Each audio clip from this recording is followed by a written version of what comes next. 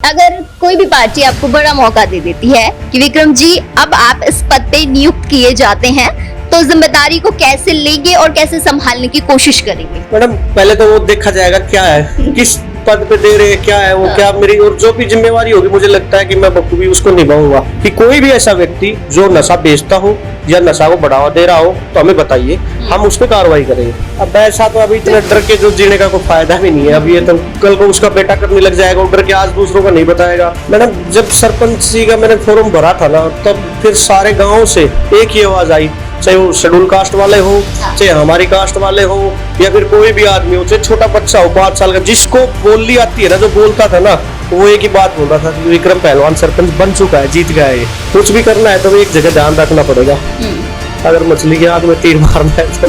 राजनीति में आगे जाना है, खुद को सक्रिय रखना है या यहीं तक ही सीमित रहना है? नहीं, आगे तो जाना ही है। अब हर चीज में आगे तो प्रमोशन तो जरूरी है। जनता कैसे सपोर्ट कर रही है?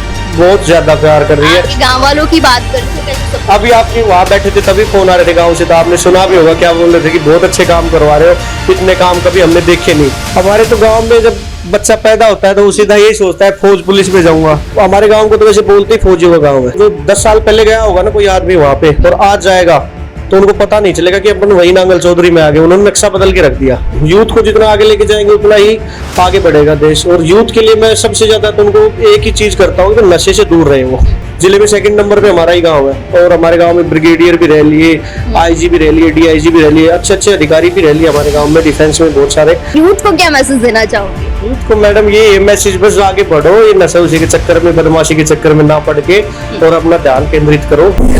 नमस्कार, स्वागत है आपका एनबीएससी न्यूज में और मैं हूं आपके साथ दिव्या शेखावत।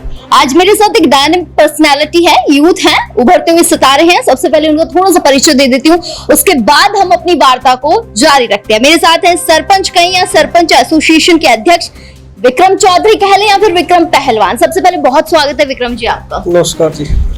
विक्रम जी, हमारी बात को शुरू करते हैं। पहला सवाल यही रहेगा कि डायनामिक पर्सनालिटी है, यूथ है, सरपंच कैसे बने, सफर कैसा था, यही जान लेते हैं। बहुत अच्छा सफर था, बहुत अच्छा एक्सपीरियंस था। और सरपंच बनने से पहले यार दोस्त थे गांव में, बड़े बुजुर्ग थे, चाचा ताऊ, उन्होंने सभी ने कहा कि भाई तेरे को समाज सेवा में तेरा इंटरेस्ट है। मैं गांव में छोटे मोटे काम करता रहता था, लोगों की मदद करता रहता था, हेल्प करता रहता था।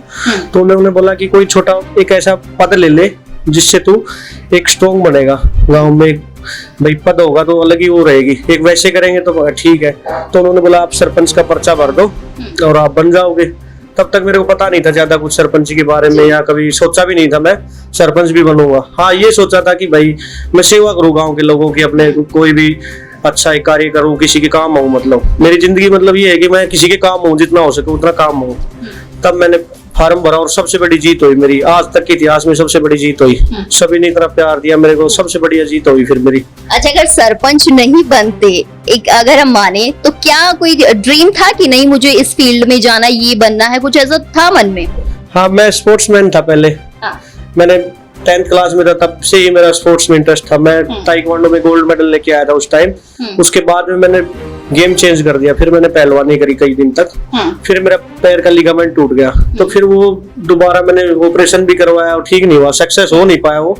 तो फिर मैंने छोड़ दी वो। एक्सरसाइज वगैरह मैं करता रहा, लेकिन फिर भी मैंने वो गेम में बढ़ नहीं पाया आगे। तो उसके बाद में मैं सोचा भाई लोगों की सेवा ही कर ले। तो मेरा एक ग्रुप था, बहुत अच्छा ग्रुप है, अभी भी है और अब तो बहुत बड़ा ग्रुप हो गया।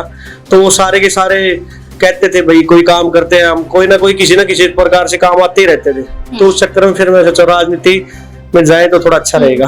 क्योंकि हरियाणा वालों की तो खास बात है कि वो खेलों की तरफ बहुत ज्यादा जाते हैं। जहां भी देखें, एथलीट्स में देख ले या फिर हम कैसे भी देख ले, एशियन गेम्स में देख ले, हरियाणा वालों का तो नाम सब जगह आगे रहता है। कहीं ना कहीं मैंने भी सुना था कि आपकी जो रुचि थी वो खेलों में ही थी और खेलों में ही जाना चाहते थे, तो इस पर क्या कहना है?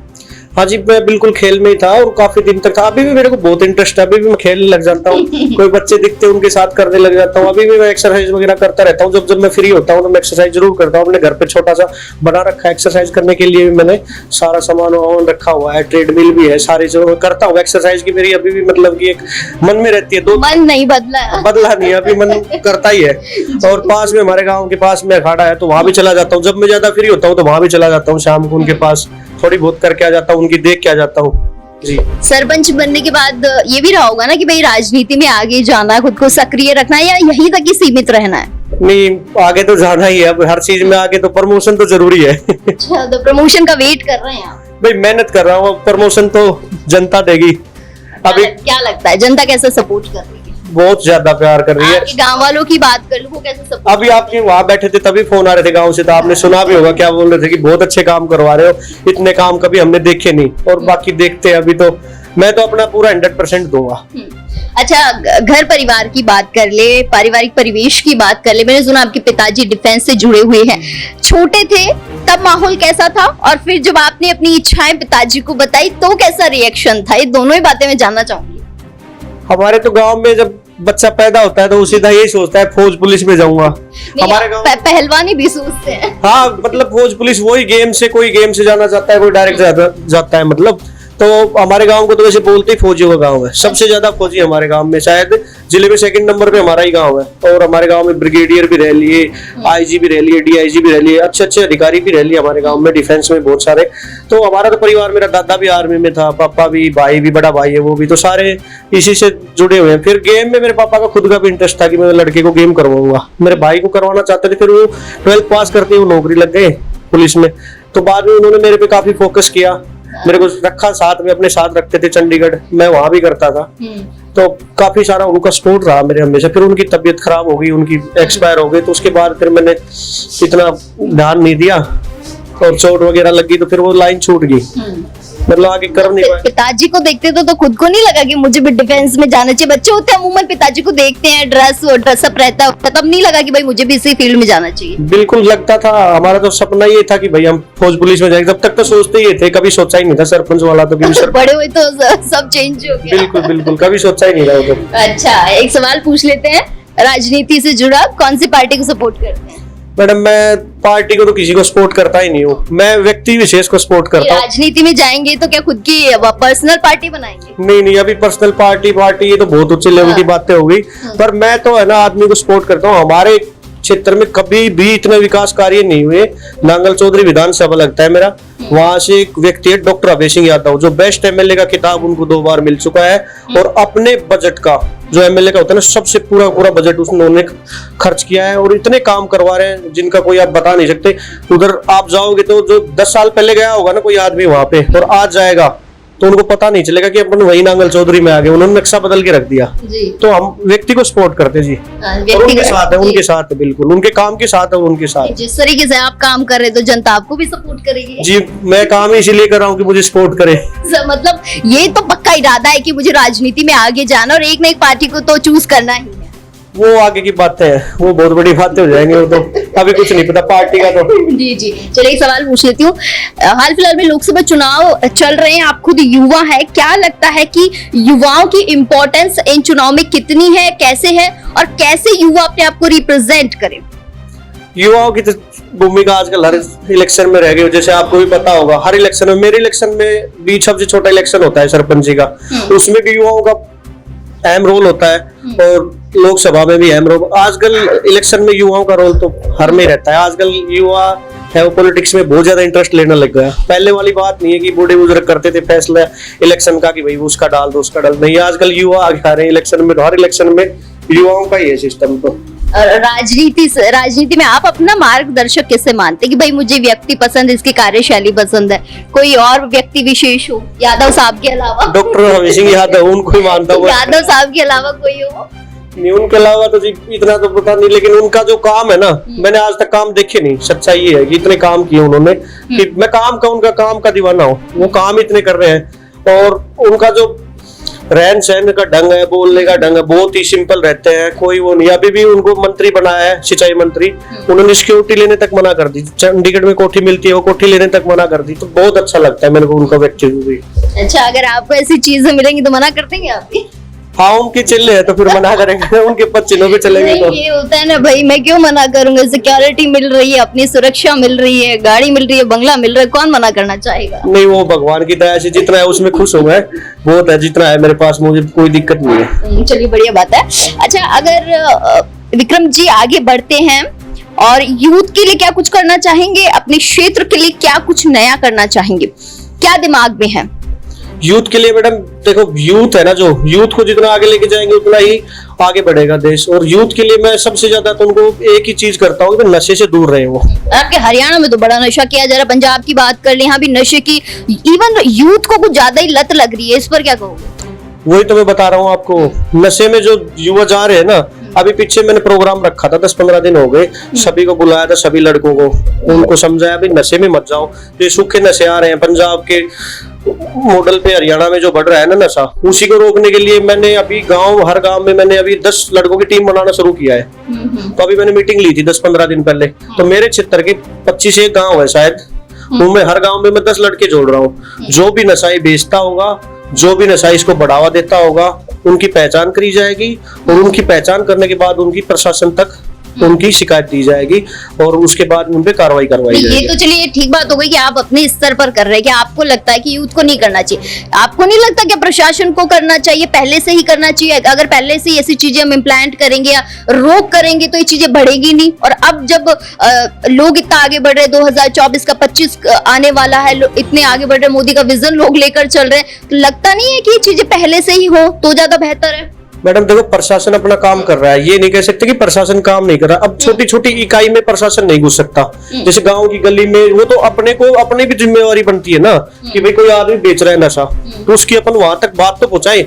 हाँ, तब हम प्रशासन को कहे, जब बात भी पहुंचा दे अपन, और तो भी फिर अगर वो ना हो रही हो, प्रशासन उस पर कार्रवाई न कर रहा हो, तो हम प्रशासन को माने कि प्रशासन काम नहीं कर रहा। वो तो खुद बोलते हुए, पीछे हमारे यहाँ पे मीटिंग ली थी एसएचओ साहब ने, सभी सरपंचों की मीटिंग ली थी, उसमें खुद बोला था कि कोई भी ऐसा व्यक्ति जो नशा बेचता हो या नशा को बढ़ावा दे रहा हो तो हमें बताइए, हम उस पर कार्रवाई करेंगे। तो प्रशासन तो मैं मानता हूँ कि काम कर रहा है, लेकिन ये लोगों में भय होता है ना, कहीं हम बताएं और हमें ही ना पकड़ ले। अब ऐसा तो अभी इतना डर के तो जीने का कोई फायदा भी नहीं है। अब ये तो कल को उसका बेटा करने लग जाएगा, डर के आज दूसरों को नहीं बताएगा, तो फिर क्या होगा? ये तो कोई बात नहीं होती, ऐसे डरने से तो फिर मैं समझता हूँ कि मरना ही ठीक होगा फिर तो। अच्छा, आपके गांव में जब आप सरपंच बने तब की ही बात करती हूँ, पहले भी लोग रहे होंगे सरपंच, क्या कमियां नजर आई थी आपको जो आपने पूरी करने की कोशिश की हो, और इवन आप कर रहे हो उन पे काम भी, लगता है कि मैं बेस्ट कर सकता हूँ? मैडम हमारे गांव में पानी की थोड़ी सी ज्यादा समस्या थी, जैसे पीने का पानी तो ठीक था, सिंचाई का पानी था ना, उसमें बहुत ज्यादा समस्या थी। सिंचाई का पानी जो ट्यूबवेल चल रहे थे वो ट्यूबवेल थे, और बाकी उनमें भी पानी नीचे जाने लग गया था। तो अभी मैंने डॉक्टर साहब से बात करके और उनसे करके, उन्होंने मेरे को एक बहुत अच्छा ग्रांट दिया था, 12 करोड़ रुपए की लागत से 6 हेक्टेयर में एक बहुत बड़ा डैम बन रहा है, उसमें नहर का पानी आगे स्टॉक होगा, और उससे क्या है कि पानी फिर खेतों में सप्लाई चली जाएगी, और जो भूमिगत जो जल स्तर है ना वो भी ऊपर उठेगा। तो पानी के लिए स्पेशल काम किया, और पानी तो ऑलमोस्ट वो बन रहा है, अभी खुदाई उसकी पूरी हो गई, अभी उसका ये मान लो 60% काम पूरा हो गया। अगर वो शुरू हो जाएगा तो मेरे को लगता है कि पानी की किल्लत बिल्कुल खत्म हो जाएगी आने वाले 5-6 महीने में गांव में सिंचाई के पानी की। जी, ये तो बहुत बढ़िया, बहुत अच्छी सोच है आपकी, यूथ है तो अच्छी ही सोच रहे हैं। एक और सवाल मेरे मन में है कि जब आप सरपंच बने तो गांव वालों का कैसा रिएक्शन था, और फैमिली का, खासतौर पर फैमिली ही होती है जो आपको हर जगह सपोर्ट करने के लिए आपके बैकअप के रूप में तैयार होती है, वो कैसा समय था? क्या मन में आपके भी आया, और फैमिली का कैसा रिएक्शन था?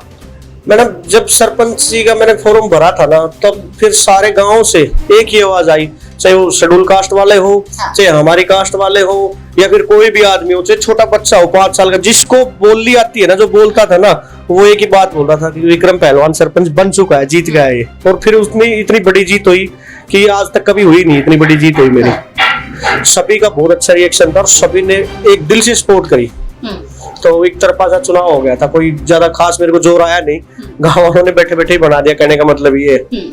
अच्छा, एक सवाल, 2 सवाल और हैं, फिर हम अपनी बात खत्म करते हैं कि अगर कोई भी पार्टी आपको बड़ा मौका दे देती है कि विक्रम जी अब आप इस पद पे नियुक्त किए जाते हैं, तो जिम्मेदारी को कैसे लेंगे और कैसे संभालने की कोशिश करेंगे?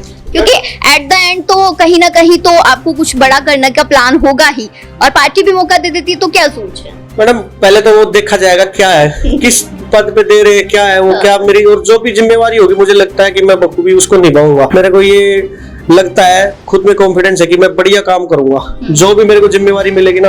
और एक देखेंगे भाई जिम्मेवारी भी क्या है, ऐसे थोड़ी पता नहीं वो क्या देते, तो वो चीज बढ़िया ही पद देंगे आपको, यूथ बढ़िया देंगे तो मैं स्वागत करूंगा उस पद का, और बहुत बढ़िया तरीके से उसको। गवर्नमेंट भी यही सोचेगी ना, यूथ को ऐसा पद दिया जाए कि वो यूथ को साथ लेकर चले। बढ़िया करूंगा मैडम। आखिरी सवाल है, फिर हम अपनी बात खत्म करते हैं। युवा सोच बदल रही है, ना एक मत पे टिक रही है, ना एक मन पर टिक रही है, इस पर क्या कुछ कहना है? क्योंकि सोचते कुछ है, करते कुछ है। मत पे तो क्यों नहीं टिक रहे मैडम, सोच मतलब बहुत सारे युवा हैं कि आज तो मुझे राजनीति में जाना है, और नहीं जाना होता तो फिर कल को कहते हैं कि मैं तो दुकान ही खोल के बैठ जाता हूँ, अब कुछ नहीं हो रहा। तो इस क्या लगता है कि युवा का जो मन और मत है वो क्यों नहीं एक समय पे एक जगह पे टिक रहा है? एक जगह तो केंद्रित तो करना पड़ेगा ध्यान। अगर आदमी को कुछ करना है तो एक जगह तो लाइन पे लगा के ध्यान लगा के देखना पड़ेगा। अब मैं आज कुछ सोच रहा हूँ, कल कुछ सोचूंगा तो ऐसे तो फिर भटक ही जाऊंगा। वो तो फिर टाइम पास करने वाली बात हो गई। कुछ भी करना है तो एक जगह ध्यान रखना पड़ेगा। अगर मछली की आंख में तीर मारना है तो ध्यान तो केंद्रित करना ही पड़ेगा, करना पड़ेगा बिल्कुल। क्योंकि यूथ है, हम भी देखते हैं युवाओं को। अब जैसे नशे की आप बात करें, नशे की लत की तरफ जा रहे हैं, छोड़ेंगे नहीं छोड़ेंगे वो तो एक अलग ही विषय हो गया, लेकिन युवाओं को कहीं ना कहीं तो एक मत होकर ही काम करना पड़ेगा। बिल्कुल मैडम, ये तो है ही। एक मत होके काम करेंगे तभी आगे बढ़ेंगे, तभी उनको कुछ मिलेगा, नहीं तो कुछ नहीं मिलने वाला। अच्छा, अगर विक्रम जी से पूछा जाए युवाओं को, आप, मैं ये तो कहूंगी नहीं कि बुजुर्गों को आप कुछ मैसेज दीजिए, यूथ हो तो यूथ को क्या मैसेज देना चाहोगे? यूथ को मैडम ये मैसेज, बस आगे बढ़ो, ये नशा उसी के चक्कर में, बदमाशी के चक्कर में ना पड़ के और अपना ध्यान केंद्रित करो, आगे अपने कुछ करियर में बढ़ो आगे। चलिए, बहुत बहुत शुक्रिया विक्रम जी।